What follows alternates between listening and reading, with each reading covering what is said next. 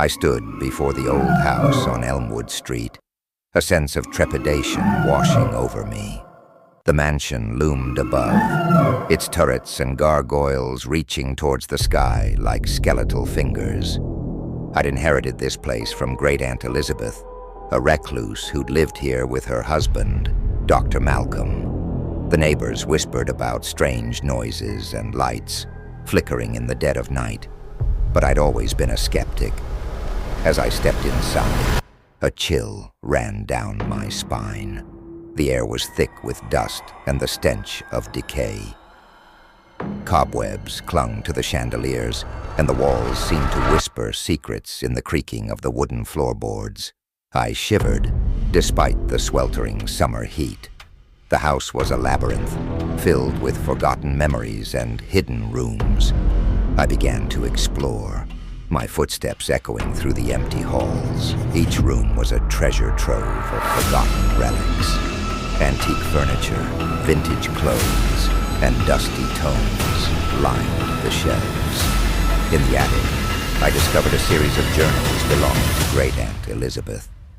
As I flipped through the pages, I realized she'd been conducting experiments.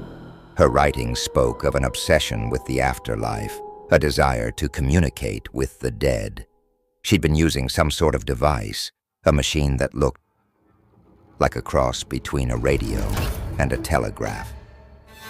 I found the device in the basement, covered in dust and cobwebs. It seemed harmless enough, but something about it unsettled me. I decided to clean it up to see if it still worked. As I tinkered with the machine, I felt a strange energy building up. It was as if the device was humming, vibrating with an otherworldly power. Suddenly, the lights flickered, and the machine crackled to life. I felt a jolt of electricity run through my body. At first, there was static. Then a voice whispered through the speakers. It was faint, distant, but unmistakable. "Hello?" I called out, my voice shaking. "Is anyone there?" The voice grew louder, more distinct. It was a woman, speaking in hushed tones. She was calling for someone named Emily. I listened, entranced as the woman's voice told a tale of tragedy and loss. She spoke of a daughter, Emily, who'd died in this very house. The woman was consumed by grief, desperate to reach out to her child. As I listened, I felt a presence around me, a cold, unseen force. The machine began to malfunction, sparks flying as it short-circuited. The voice grew more urgent, more desperate. "Emily, please respond. I'll do anything to see you again." I felt a pang of sorrow, a sense of empathy for the woman's pain. But as I listened, I realized that the voice wasn't just a recording. It was something more, something alive. The lights went out, plunging me into darkness. I stumbled through the blackness, trying to find my way back to the stairs, but the house seemed to shift and twist around me.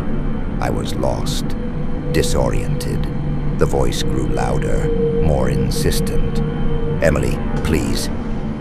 I stumbled upon a door I hadn't seen before. It was hidden behind a tattered curtain. The door creaked open, revealing a room that seemed frozen in time. A child's bedroom, filled with toys and clothes. In the center of the room, a small bed stood, surrounded by photographs. I approached the bed, feeling a sense of trepidation.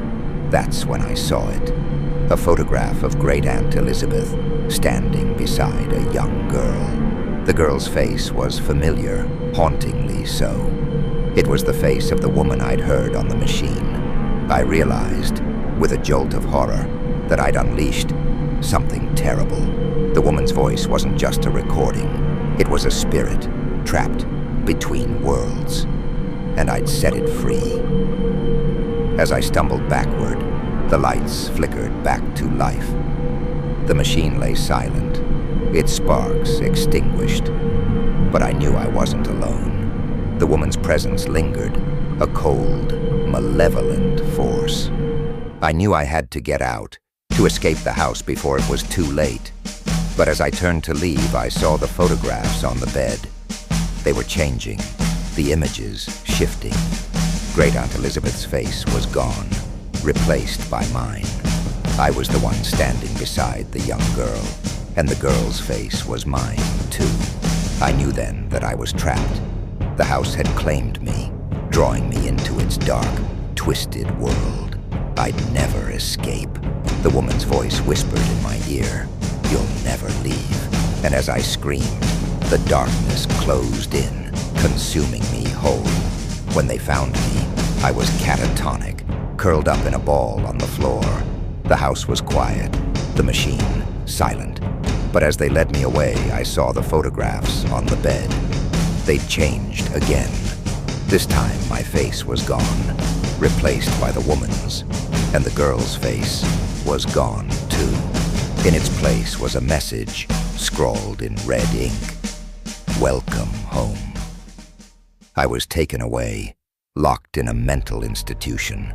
But I know the truth. I'm not insane. I'm trapped in this twisted world, forever bound to the house on Elmwood Street. The woman's voice still whispers in my ear, "Emily, please." Now it's mine, echoing in my mind. "You'll never love."